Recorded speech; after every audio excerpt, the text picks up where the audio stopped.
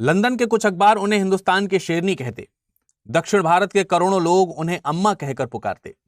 पाकिस्तान के डिक्टेटर याह्या खान ने तो उन्हें दैट वुमेन या वो औरत के नाम से पुकारा था।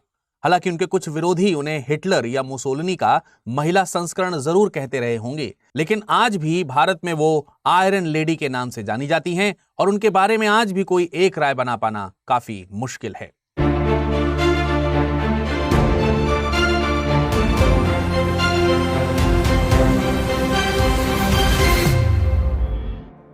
नमस्कार, मेरा नाम है विरत दुबे और आज की शख्सियत कार्यक्रम में हम बात करेंगे आयरन लेडी इंदिरा गांधी जी के बारे में। 6 जनवरी सन 1989 को दिल्ली और उसके आसपास के राज्यों में, खासकर हरियाणा और पंजाब में 24 घंटे से अधिक समय का भारी सुरक्षा इंतजाम किया गया था। इससे 5 साल पहले देश सिख हिंसा का तांडव देख चुका था, लेकिन आज इस सुरक्षा की वजह थी केहर सिंह और सतवंत सिंह को दी जाने वाली फांसी की सजा। इनमें से सतवंत सिंह उन 2 सुरक्षा गार्डों में से एक का नाम है जो इंदिरा गांधी की सुरक्षा में तैनात था और दूसरे सुरक्षा गार्ड की जवाबी कार्रवाई में उस दौरान मौत हो गई थी जब उसने इंदिरा पर गोली चलाई थी। पंडित जवाहरलाल नेहरू की पुत्री श्रीमती इंदिरा गांधी का जन्म 19 नवंबर सन 1917 को एक प्रतिष्ठित परिवार में हुआ था। उन्होंने Ecole International, Geneva, Pune, Mumbai pupil own school, Pune, Bristol college, Visva Bharati, Shanti Niketan और समरविले कॉलेज, ऑक्सफोर्ड जैसे प्रमुख संस्थानों से शिक्षा प्राप्त की थी। प्रभावशाली शैक्षणिक पृष्ठभूमि के कारण उन्हें कोलंबिया विश्वविद्यालय द्वारा विशेष योग्यता प्रमाण पत्र दिया गया था। उन्होंने बचपन में बाल चरखा संघ की स्थापना की थी और असहयोग आंदोलन के दौरान कांग्रेस पार्टी की सहायता के लिए 1930 में बच्चों के सहयोग से वानर सेना का निर्माण किया था। सितंबर 1947 में वे जेल गईं। 1947 में ही इंदिरा जी ने महात्मा गांधी के मार्गदर्शन में दिल्ली के दंगा प्रभावित क्षेत्रों में कार्य भी किया था। 26 मार्च 1942 को उनका विवाह फिरोज गांधी से हुआ। 1955 में इंदिरा गांधी कांग्रेस कार्य समिति के और केंद्रीय चुनाव समिति की सदस्य बनी। 1956 में वे अखिल भारतीय युवा कांग्रेस और AICC की महिला अध्यक्षा बनी। इंदिरा गांधी वर्ष 1959 से 1960 तक भारतीय राष्ट्रीय कांग्रेस के अध्यक्ष पद पर रहीं। 1978 में पुनः उन्हें यह पद मिला। 1964 से 1966 तक वे सूचना एवं प्रसारण मंत्री के पद पर रहीं। इसके बाद जनवरी 1966 से मार्च 1977 तक वे भारत के प्रधानमंत्री के रूप में कार्य करती रहीं। उन्होंने विदेश मंत्रालय का अतिरिक्त प्रभार भी संभाला। 1970 से 1973 तक उन्होंने गृह मंत्रालय और 1972 से 1977 तक अंतरिक्ष मामले का मंत्रालय का भी प्रभार संभाला था। जनवरी 1980 में उन्होंने पुनः प्रधानमंत्री के पद को प्राप्त किया और योजना आयोग के अध्यक्ष के रूप में भी कार्य किया।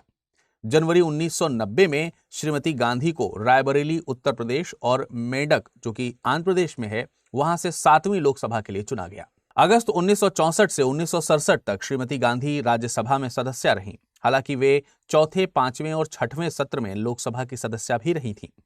इंदिरा गांधी के राजनीतिक करियर की बात हो रही हो और आपातकाल की चर्चा ना हो, ऐसा कैसे हो सकता है? आइए चलिए जानते हैं उनके राजनीति के दौरान होने वाले इस प्रमुख घटनाक्रम यानी आपातकाल के बारे में। आजादी के महज 28 साल बाद ही देश को आपातकाल से गुजरना पड़ा। प्रधानमंत्री इंदिरा गांधी के इस फैसले ने उनकी ख्याति पर धब्बे लगा दिए थे। 25-26 जून की रात को आपातकाल के आदेश पर तत्कालीन राष्ट्रपति फखरुद्दीन अली अहमद के हस्ताक्षर के साथ ही देश में आपातकाल लागू हो गया था। यह दिन भारतीय लोकतंत्र के इतिहास में किसी काले पन्ने से कम नहीं था। 25 जून 1975 से 21 मार्च 1977 तक यानी 21 महीने के लिए लागू हुई इमरजेंसी सवाल खड़ा करती है कि आखिर क्यों सरकार ने यूं मनमानी की, क्यों उस वक्त सरकार के खिलाफ उठने वाली हर आवाज को दबा दिया गया था। 1969 में 14 बैंकों के राष्ट्रीयकरण और प्रीवी पर्स खत्म करने और गरीबी हटाओ का नारा देने से देश में इंदिरा गांधी की इमेज गरीबों के मसीहा के रूप में बन गई। अब लोगों को लग रहा था कि सिर्फ इंदिरा ही गरीबों के लिए लड़ रही हैं और यही कारण है जब मार्च 1971 में देश में आम चुनाव हुए तो कांग्रेस पार्टी को जबरदस्त जीत मिली। कुल 518 सीटों से कांग्रेस को 2/3 से ज्यादा यानी 352 सीटें हासिल हुई थी। इस चुनाव में इंदिरा गांधी भी उत्तर प्रदेश की रायबरेली लोकसभा सीट से तकरीबन 1 लाख से भी ज्यादा वोटों से चुनी गई थी और इस चुनाव में उन्होंने अपने प्रतिद्वंदी प्रत्याशी राजनारायण को हराया था। राजनारायण उत्तर प्रदेश के वाराणसी के प्रखर समाजवादी नेता थे। वे पहले ही कई बार इंदिरा गांधी के खिलाफ लड़े थे लेकिन लगातार हारते रहे थे और अब 1971 में हार के बाद उन्होंने इंदिरा की जीत को इलाहाबाद हाईकोर्ट में चुनौती दे दी थी।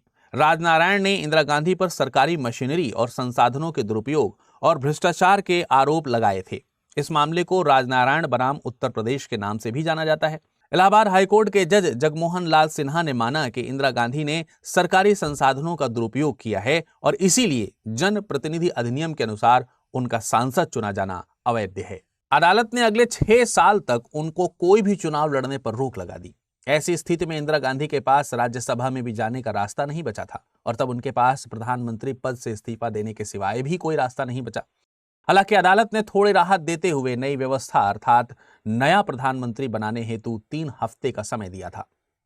लेकिन इंदिरा जी को भय था कि यदि उन्होंने प्रधानमंत्री का पद किसी और को दिया तो फिर वह व्यक्ति उस पद को नहीं छोड़ेगा और उनकी पार्टी में बनाई गई पद और कद खत्म हो जाएगा।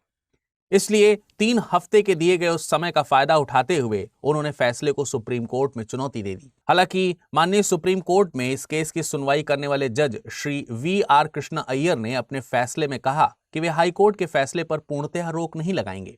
सुप्रीम कोर्ट ने इंदिरा को प्रधानमंत्री बने रहने की अनुमति दे दी थी, लेकिन कहा था कि अंतिम फैसला आने तक सांसद के रूप में वे मतदान नहीं कर सकती हैं। 25 जून को दिल्ली रामलीला मैदान में जयप्रकाश नारायण की रैली थी। जयप्रकाश ने इंदिरा पर लोकतंत्र का गला घोटने का आरोप लगाते हुए विद्यार्थियों, सैनिकों और पुलिस वालों से अपील की कि लोग दमनकारी सरकार के आदेशों को न माने। बस इसी रैली के आधार पर इंदिरा ने आपातकाल लगाने का फैसला ले लिया। हालांकि इसके अलावा इंदिरा के खिलाफ बढ़ते जनाक्रोश, छात्र और विपक्ष का एकजुट होना, संसद में वोट न डाल पाना और जयप्रकाश के आह्वान पर सेना के द्वारा तख्ता पलट कर दिए जाने की संभावना भी इंदिरा गांधी को आपातकाल के लिए मजबूर कर देती है।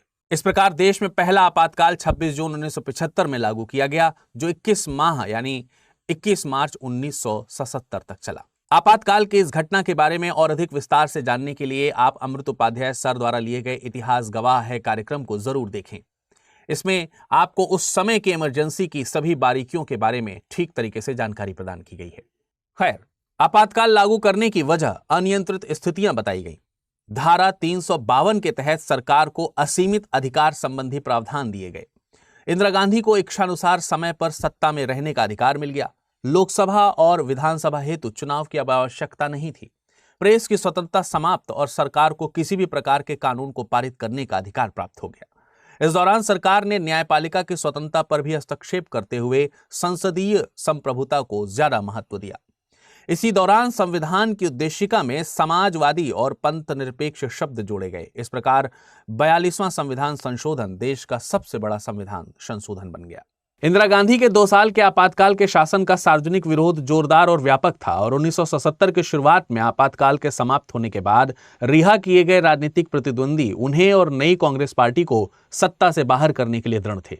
जब बाद में 1977 में लंबे समय से स्थगित संसदीय चुनाव हुए तो श्रीमती गांधी और उनकी पार्टी बुरी तरह हार गईं, जिसके बाद उन्होंने पद छोड़ दिया।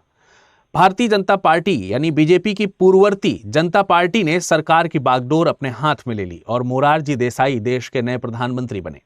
आधिकारिक भ्रष्टाचार के आरोप में उन्हें कुछ समय के लिए यानी अक्टूबर 1977 से दिसंबर 1978 तक के लिए जेल में डाल दिया गया।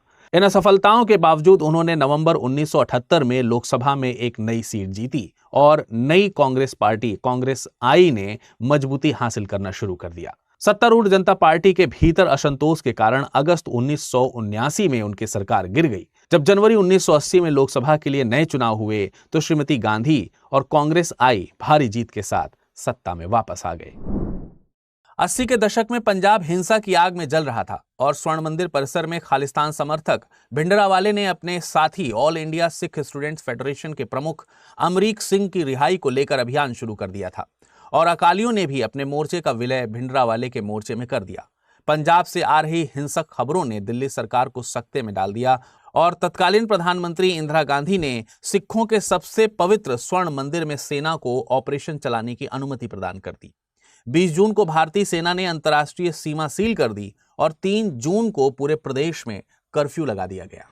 4 जून को सेना ने कार्रवाई शुरू कर दी और कुछ ही देर में मंदिर का अहाता जंग का मैदान बन गया। ऑपरेशन कामयाब रहा, लेकिन बड़ी मात्रा में, बड़ी संख्या में सैनिक और सामान्य नागरिक मारे गए और इसके बाद पंजाब में माहौल बेहद तनावपूर्ण हो गया। मैं आज यहां हूं, कल शायद यहां ना रहूं, मुझे चिंता नहीं। मैं रहूं या ना रहूं, देश की चिंता करना हर नागरिक की जिम्मेदारी है। मेरा लंबा जीवन रहा है और मुझे इस बात पर गर्व है कि मैंने अपना पूरा जीवन अपने लोगों की सेवा में बिताया है। मैं आखिरी सांस तक ऐसा करती रहूंगी और जब मैं मरूंगी तो मेरे खून का एक एक कतरा भारत को मजबूत करने में लगेगा। अपनी हत्या के एक दिन पहले यानी 30 अक्टूबर सन 1984 को इंदिरा जी ने भुवनेश्वर के परेड ग्राउंड में चुनावी सभा के दौरान यह भाषण दिया था। इंदिरा जी का भाषण उनके सूचना सलाहकार एच.वाई. शारदा प्रसाद ने तैयार किया था, लेकिन जो भाषण एच.वाई. शारदा प्रसाद ने तैयार किया था उसमें ये पंक्तियां नहीं थी। इससे खुद उनकी पार्टी के लोग ही असमंजस में पड़ गए थे कि आखिर क्यों इंदिरा ने ये शब्द कहे थे। अगले ही दिन 31 अक्टूबर को उन्हें एक इंटरव्यू के लिए जाना था। इंदिरा अपने सरकारी आवास एक सफदरजंग रोड से निकलकर एक अकबर रोड के सामने अपने दफ्तर की ओर बढ़ी और कार्यालय और आधिकारिक निवास को अलग करने वाले गेट की ओर चली गई। वहां तैनात गार्ड्स को उन्होंने नमस्ते करने के लिए हाथ जोड़ा और तभी उन पर गोलियां चला दी गईं। वक्त था सुबह 9:09। गोली मारने वाले दोनों गार्ड सतवंत सिंह और बेअंत सिंह को गिरफ्तार कर लिया गया। घायल इंदिरा को एम्स ले जाया गया, लेकिन डॉक्टरों की भरपूर कोशिश के बावजूद भी इंदिरा जी को बचाया नहीं जा सका। 1984 में भारतीय सेना ने ऑपरेशन मेघदूत को अंजाम दिया था और पाकिस्तान की कब्र खोदी थी। इस ऑपरेशन की मंजूरी इंदिरा गांधी ने दी थी। दरअसल पाकिस्तान ने 17 अप्रैल सन 1984 को सियाचिन पर कब्जा करने की योजना बनाई थी, जिसकी जानकारी भारत को लग गई। भारत ने इससे पहले ही सियाचिन पर कब्जा करने की योजना बनाई और इस ऑपरेशन का नाम ऑपरेशन मेघदूत रखा गया। 1974 में पोखरण में परमाणु परीक्षण किया गया। 18 मई सन 1974 भारतीय इतिहास के लिए एक अहम दिन था, क्योंकि इसी दिन भारत ने पोखरण में परमाणु परीक्षण करके दुनिया को हैरत में डाल दिया था और इस ऑपरेशन का नाम रखा गया था स्माइलिंग बुद्धा।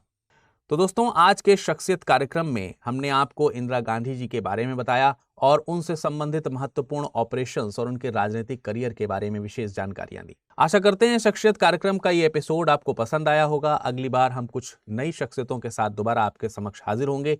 तब तक अपना ख्याल रखिएगा। नमस्कार।